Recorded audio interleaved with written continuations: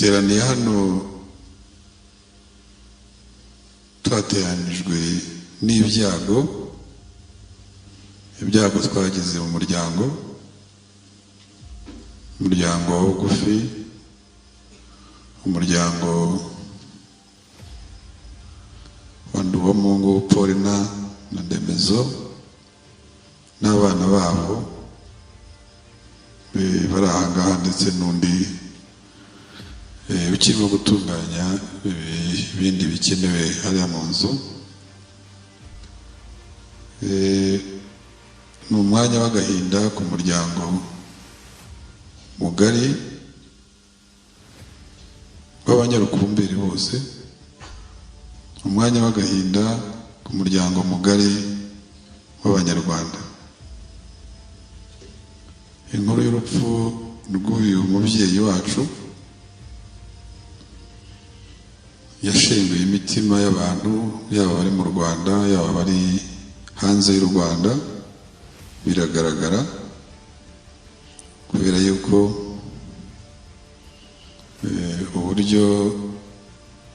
uburyo yishwemo ni ubugome bw'indengakamere. Ni ibintu abantu bashobora kuba bareba babona nka filime, bya bindi filime abantu bareba ariko bakabaza yuko bitabaye, ariko ibyo byose iyo filime bayikiniye ku mubyeyi wacu. Bamwishe mu rupfu rubi, yicwa n'abaturanyi, yicwa ku manywa y'ihangu, yicwa abaturanyi bagenda, yicwa abaturanyi bamwumva.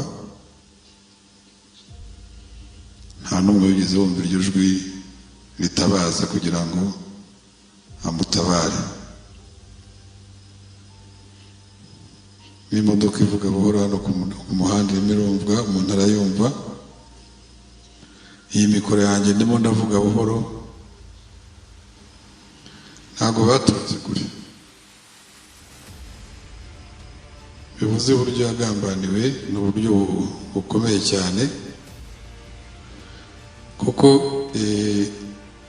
imiryango y'abishi,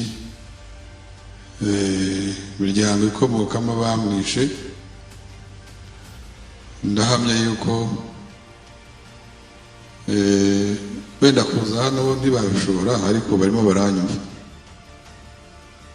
Amajwi, iri jwi ryanjye ririmo kuvuga, iyi mikoro ndimo kuvuga gutya, barimo baranyumva. Murumva ko nta bantu batari kure, ntabwo byansaba kuvuza induru kugira ngo banyumve, ubu barimo baranyumva. Murumva rero umubyeyi yaragoswe, umubyeyi yarapangiwe, urupfu rwe rwarateguwe, urupfu rwe rwarakorutonwe, urupfu rwe ibintu byose byari biteguye. Hari abari hanze, hari abari ahangaha, hari abandi bari inyuma, hari abandi barimo imbere barimo kumwica, kubera yuko bamwe muri abo bicanyi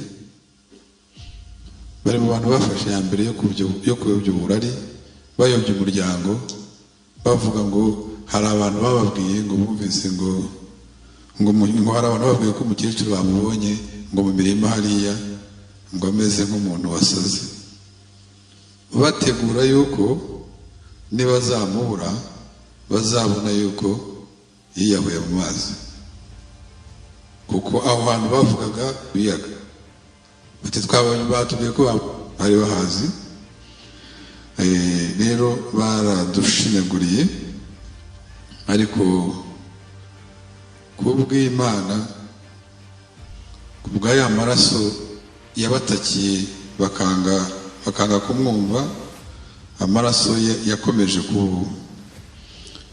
kubabungamo, akomeza kubabuza amahoro. Hanyuma uko kubabuza amahoro no kubabungamo yabatesheje umutwe, byatumye bakora ibikorwa bituma tubasha kumubona. igihimba cyo twakibonye mbere tugisanze mu ngarani aho bamenaga imyanda.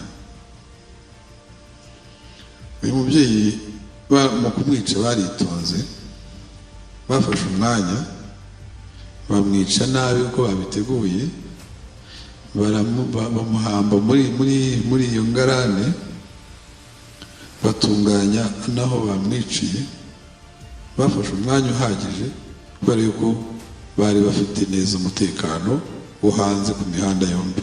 Uno muhanda wari ufite abawucunga, umuhanda w'inyuma nawo ufite abawucunga, bafite amatelefone, bati mwitonde ibyo mukora byose mubyitondemo, ntihagire uhubuka, turimo dufite kontrole ahantu hose, nta muntu uri butwinjirane, turahari.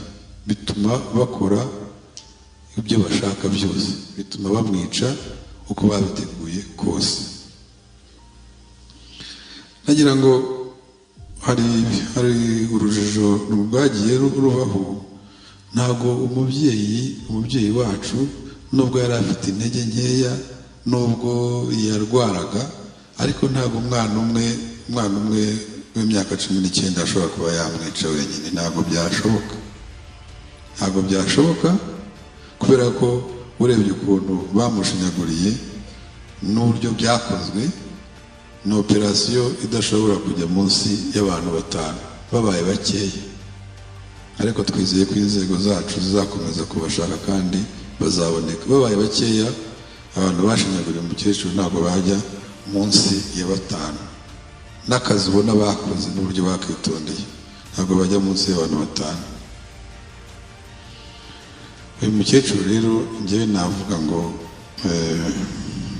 nkurikije uko muzi, nkurikije ibyo yanyuzemo, uyu mukecuru yararamye imyaka 66.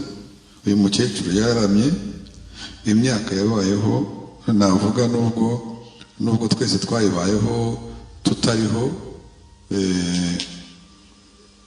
ya mbere ya jenoside leta n'ubundi twari tubayeho nabi, ariko imyaka ya nyuma ya jenoside uyu mukecuru n'izo ndwara zose yarwaye zagiye zongerwa n'uburyo yabayeho muri aka gace. Aka gace umukecuru yakabayeho nabi kuko aka gace yakabonyemo byinshi, agira amahirwe make yuko yabaye muri bake babibonye, agira amahirwe makeya yuko ari wasabwaga muri ibyo byose kubivuga, bituma umukecuru agira itotezwa rikomeye kubera yuko yahereye kera mu gihe cy'inkiko gacaca, ateshwa umutwe bamutera ubwoba n'umuryango we,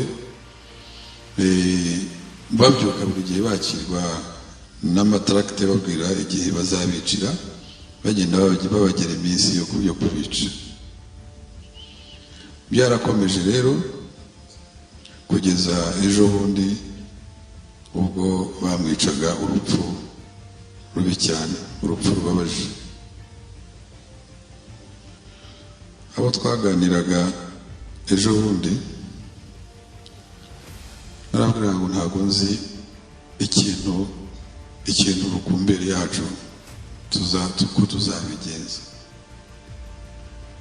Ahandi turimo turambara umwambaro mubi cyane, hano rukumbere tujya kugira agahenge dutangiye kubona iterambere, abicanyi zo nk'amaraso zikadukorera nk'ibi ngibi, tukongera bakajya kutubwira ngo rukumbere murasubiriye. Rukumbere y'umutima, abantu bafite imitima mibi, abantu batahindutse, kandi n'ubu barakiyongera, ahubwo navuga ngo nibwo bazana abantu benshi ubu barimo kugenda bafungurwa. Ubu noneho bigiye kuba ibindi inzego, ahubwo inzego z'umutekano, inzego z'ubuyobozi, inzego zishinzwe kwigisha abo bantu bongeremo wenda bazagira umwihariko kuri Rukumberi. Niyo bazadufata bakatujyana bonyine umurenge wonyine wa Rukumberi bakakora umukwabo wo kudufata, kuko nabyo no gukora umukwabo wo kutwegeranya nabyo bizagorana, kubera ko aka kanya bampaye kugira ngo mbahe ikaze.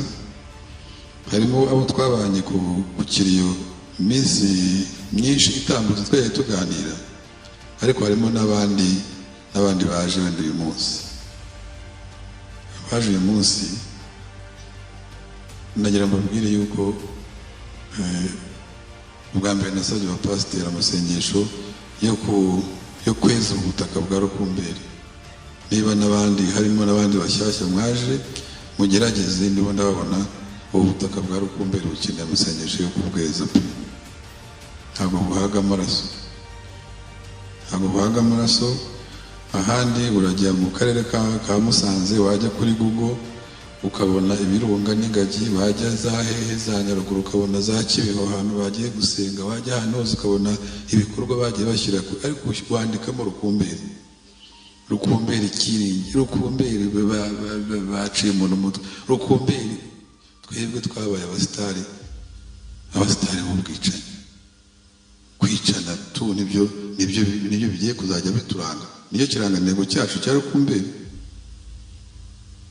Ntabwo bikwiriye kandi njyewe ntanga n'ingero izingero zifatika. Ntabwo ngiye guhagurutsa abantu, ariko icyo babwira n'uyu ngubu turahangaha ingengo y'ibitekerezo rimwe iragaragara. Uti kubera iki? Uretse abashyitsi baje ahangaha, abashyitsi badutabaye baturutse kure ahangaha, abantu bari ahangaha, abaturanyi bari ahangaha ni abagore n'abana.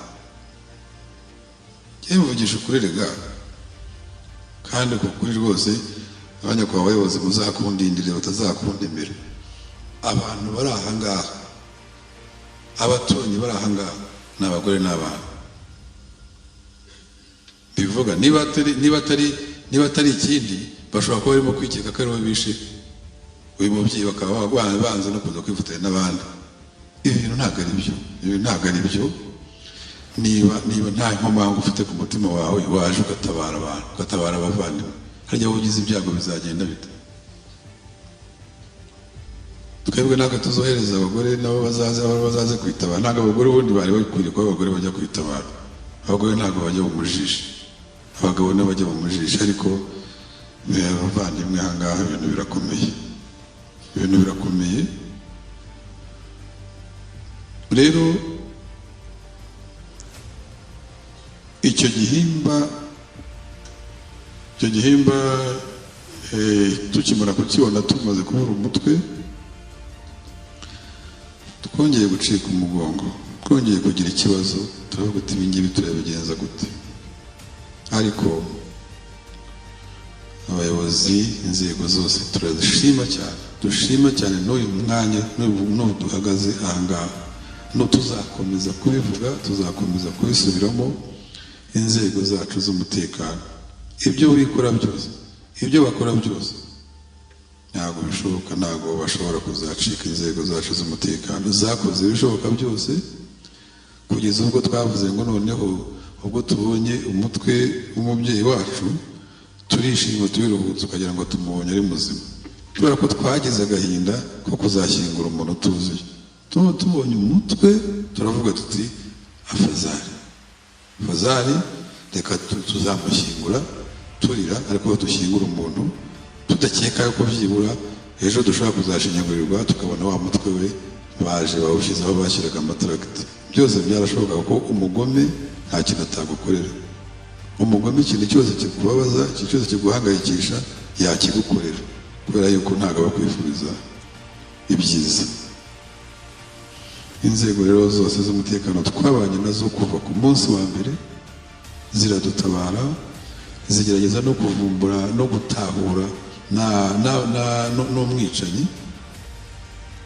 Tunizera neza yuko zikomeza no gushakisha nabo bafatanyije. Ni ukuri urebye ko byagenze, ntabwo umwana w'imyaka 19 yari kuyicisha uriya mubyeyi, ntabwo byashobokaga. Erega harimo n'abo ngabo n'ababakoraga uburinzi nabo n'abicanyi. Ntabwo turimo kubara umuntu wamukase umutwe gusa, n'abari aho ngaho bose nabo n'abicanyi.